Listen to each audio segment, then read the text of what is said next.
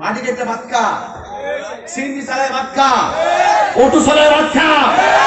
সরকারি চাকরি না পাইলে মুদি মালে তুই চাকরি কর, কাপড় তুই যা তন্ত্র বাজারে তাই ওখানে চাকরি দাও। ৬০,০০০ টাকা বেতন দিয়া চাকরি কইরা মা বাপ লইয়া গ্যাস করে নিচে যাইয়া ছুটির বর্তমানে ভাত খাও। আরে কোটি টাকা হারাম টাকা ইনকাম কইরা ১০ তলা বিল্ডিং কইরা পুরো দুর্গা খাওয়া চাইতে ওই ছুটির বর্তা দিয়া হালাল রুজি করে খাও। কবরে গেলে জান্নাতের গালিচা পাইবা।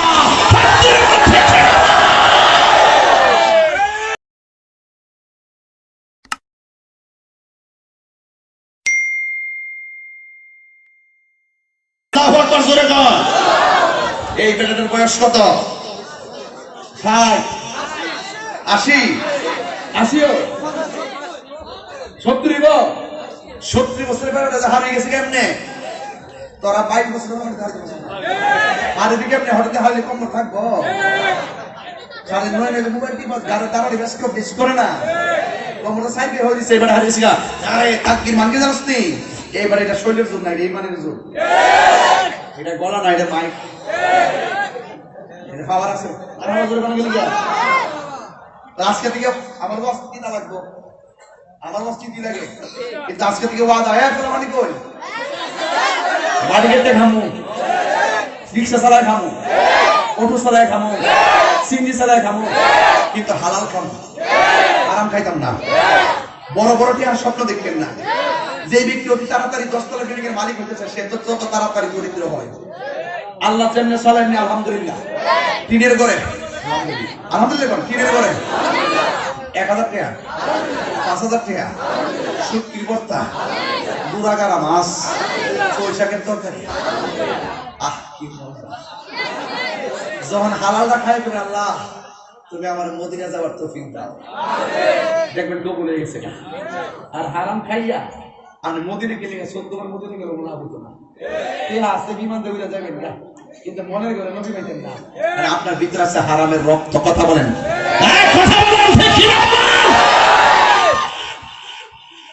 এই হারাম ফুটির কারণে সমাজে করোনা হয়েছে, সুদ ফুটির কারণে গরিব আরো গরিব হয়েছে।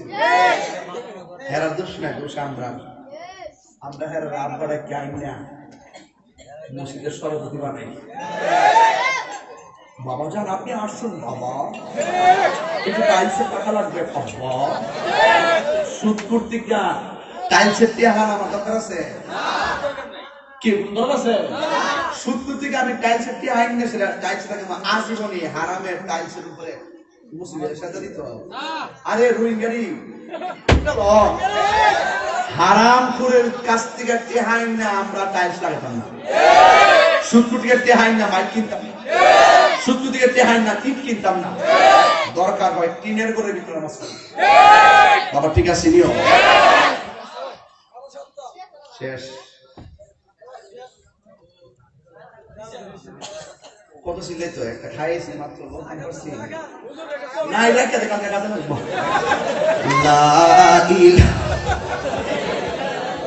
দেখতে কালকে খাওয়াইছি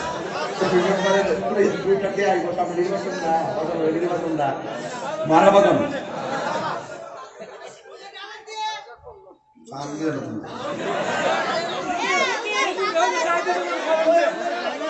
বাজার সত্যি করে হুজুরের বউ আছে। আমি একটা কথা বেড়ানি কইছি, সবটি কথা আমরা প্রয়োজনে কইছি, প্রয়োজনে কইছি, কথা ঠিক কিনা?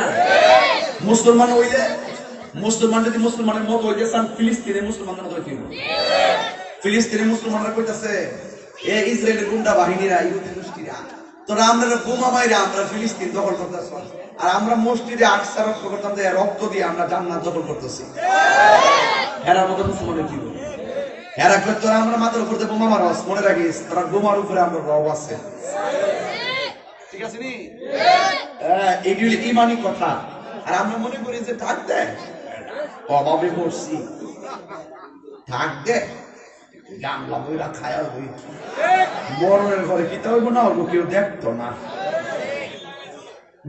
না, খাইব ইচ্ছা মতো গামলা বইরা খাইব, সুদ খাইবে একবার। সুদের বাসে এমনি করবি, ঘুষিতে ব্যাপার কিছু কর না। ঘুষকিটা কই তার রাশি বল মুদাসি কিলাহুমা ফিন্নার, যে বাটপারে ঘুষ খাইব, যে বাটপারে ঘুষ দিব, দুইটাই জাহান্নামের আগুনে জ্বলবো। কথা কোন ঠিক না বেঠিক? ঘুষ করে গোষ্ঠী অনেকে তো সরকারি আজকের মতো সকালবেলা এক থেকে টেকা বিকালবেলা আরেকটা টেকা সত্যি দিয়ে দরবারটা শেষ করলাম সব বুঝি আমরা হন ছোট্ট ফুলা মানে বুঝতে না দরবারটা কি করবো আগে সারাদিন 3 দিনে বুঝছে না দরবার এক ডেট করছে সবার আবার সকালবেলা বইলে আসলে মতো দরবার চলছে আর ওখান খেলে নুডলস করো নুডলস কিছু শব্দ আছে সমাজ কিছু শব্দ সমাজ আছে খাইতলা বাজার যাইবো যাইয়া এমনি খাওয়া না খাই না কারো দেবো শহর থেকে টেয়া নিত না শহর কিন্তু টেয়া নাই এমনি বলবে হেসাবে যেতে বইলে একজন তো সাকেলে কই বসে কি হবে স্যার খাইবেন নি না কি দরকার এক কাপ মারি দিছে পরে লোক থেকে আরেক পার্টি আইব কেউ আপনি খাইবেন নিও দো না একটাও ফল হয়ে যায় কিছু আছে শুধুমাত্র হেলেও ইডিলেও বাজারে সবচেয়ে বড় সুস বুঝে না সুস ইডি সুস হইল ইহানের কথা ইহান লাগা এই মুনাফিক গুলো বাজারের মধ্যে বইয়া বিয়া পহরতে আসারা যা উভয় পক্ষ থেকে শুধুমাত্র হে মনে করে হ্যাঁ আমার দলের লোক হ্যাঁ চা খাওয়া হিট এমন কি আমার দলের লোক হ্যাঁ ও চা খাওয়া হ্যাঁ দৈনিক 60-70 কাপ মাইরা দেয় কোন আমার কোন যাবো হ্যাঁ আমার একটা অসুবিধা নাই গাইলাই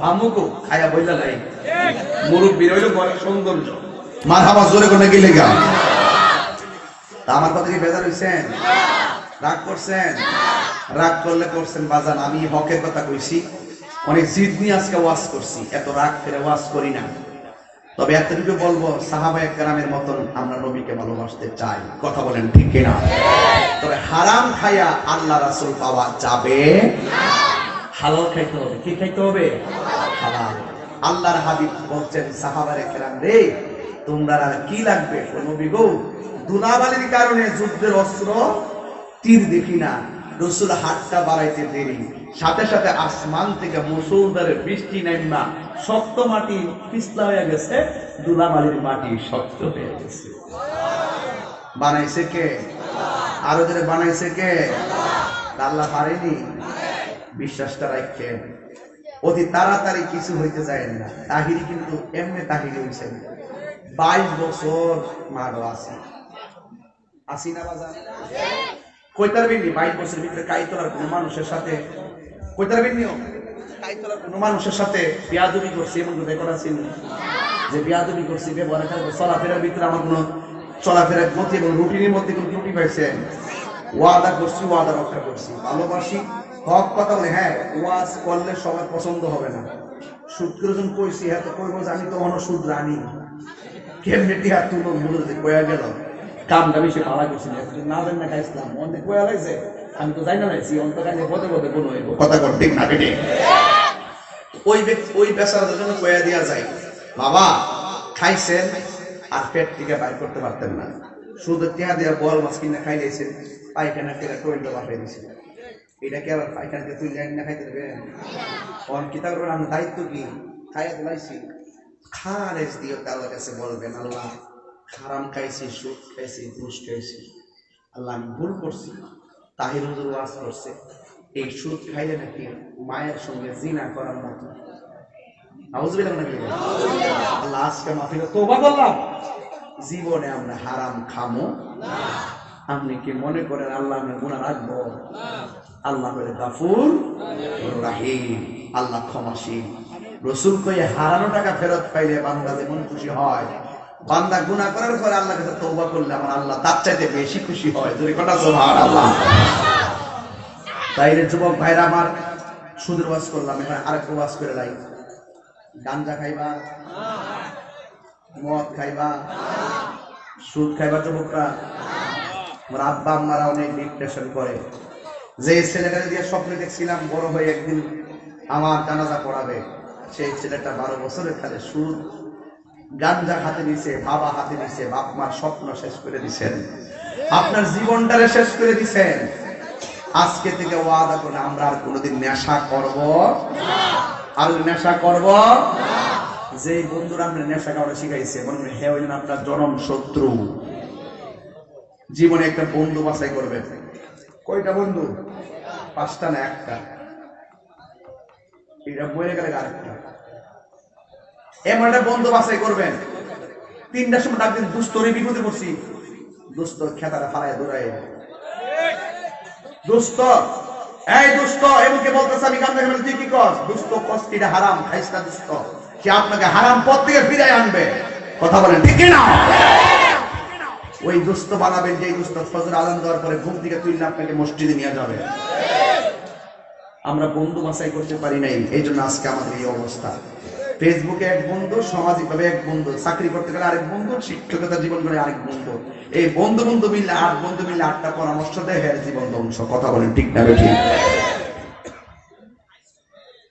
এই জন্য যুবক ভাইরা আমার পায়ে হাত রেখে বলি, অনুরোধ করে বলি, এই 1.5 ঘন্টার সময় কিন্তু প্রায় হয়ে গেছে। আমি যেই কথাগুলো বলছি একটা কথা কিন্তু আমি ফেলে দেওয়ার মতো বলিনি। তো লাস্টের কথাটা হইলে আমার দুস্থ বলে গেছে, আমিও বইলা দিয়ে যাই। আমার খালাম্মা 3 দিন আগে মারা গেছে। আমি দেখেছি খালাম্মার ছেলেগুলো তার মা গুলো কেমন কাঁদছে। যার চলে যায় সে বোঝে, যার থাকে সে বোঝে না। আজকে থেকে ওয়াদা করেন আমরা জীবনে কোনোদিন মা বাবাকে কষ্ট দিব না। যুবক টাকা নাই, বিদেশ যাইবা, পাসপোর্ট জমা দিচ্ছ, খবর হইতেছে না, ভিসা আইতেছে না, বিদেশ গেছো চাকরি হইতেছে না, যাও ডাইরেক্ট মার পাওয়া ফেলে যাও, মায়ের পায়ে চুমা দাও, হাতে চুমা দাও, কপালে চুমা দাও, বলো মা দোয়া করবেন। দেখবেন মা যখন সন্তানের জন্য দোয়া করবে, এই দোয়ার মাঝখানে কোনো পর্দা থাকবে না, ডাইরেক্ট কবুল হয়ে যাবে। সুবহানাল্লাহ। এটা আপনারা বিশ্বাস হয়? এই যে মুরব্বী বাবা দাঁড়ায় গেছে 70-75 বছর, ফুটফুট করতে করতে জীবন পানি করে দিচ্ছে। আমার ফুলা বড় হইব, আমার ফুলা মেয়েদের শুনিব, আমি বড় হয়ে গেলে আমার ফুলা আমার খবর নিব। কি গর্ব করছে না? এই ফুলাই দেখেন দিয়া 3 দেশে থাকে, যে এই মার ছোট্ট ফেডের মধ্যে 10 মাস 10 দিন রাখছে লাঠি খাইয়া, আর হে বড় হইয়া 3 তলা বিল্ডিং করছে, 6টা রুম করছে, একটা রুমের ভিতরে মার জায়গা হইল না। এই দুঃখ তাহির রাখার জায়গা পাই নাই। শতকরা 95টা পরিবারের ভিতরে ছেলের বউ কর্তৃক শ্বশুর শাশুড়ি নির্যাতিত, কিন্তু এই বুড়া বাপটা মারা শরমে কয় না, শরমে কয় না। কিন্তু যেই বড় মানসি করে ফুলারের বিয়া করেছে যে আমার পুত্রের বউ আমার ওজুর পানি বানাই দিব, এই বিড়ি ফাও দোয়াইতে দোয়াইতে বউ ফাও দোয়াইতে দোয়াইতে শাশুড়ির জীবন যেতেছে, এরপরে মন ফানা। তবে তুমিও মনে রেখো, তুমি যদি তোমার শাশুড়ির ইজ্জত না করো, তুমি কাগজে লিখে রাখো, তোমার পুত্রের বউ যদি নাইব বাবা ফয়ে চুকানো রয়ে তোমার খেতের ইটা খেতে ভাঙ্গে, আইলে উঠতে ভাঙ্গে না। তুমি যা করবা তাই খাইবা। আজকে তুমি নতুন বিয়া বই আলাদা হয়ে যাবে লেগে স্বপ্ন করতেছ, একদিন তুমি কইবা পুত্রের বউ লেগে মিলে খাইবার লেগা, পুত্রের বউ তোমার লাথি মাইনে বাইরে করে কি লেগে তোমার শাশুড়ি তুমি জ্বালাতে করছিলা। এই জন্য কথা কোন ঠিক না বেঠি? একটা কথাও কিন্তু ফেলে দেওয়ার মতো মনে থাকবো। আজকে থেকে যারা এখানে আসছেন আপনাদের কাছে আমার অনুরোধ থাকবে, ও বিনীত অনুরোধ থাকবে, আমরা যারা আছি মা বোনদেরকে বলবো, মা শ্বশুর শাশুড়িকে বলবো আপনার ছেলের বউটাকে আপনার মেয়ের মতো আদর করেন, আর বউদেরকে বলবো আপনার শ্বশুর শাশুড়িকে আপন মায়ের মতন শ্রদ্ধা করেন। এই 2টা জিনিসের সমন্বয় যে ফ্যামিলিতে হবে না, এই ফ্যামিলিতে কখনো শান্তি আসতে পারে। বুঝতে পারছি? আল্লাহ পাক আমাদের সকলকে বোঝার তৌফিক দান করুক। জবানটা ছেড়ে কোন আমিন, আর মায়ার সঙ্গে আমিন।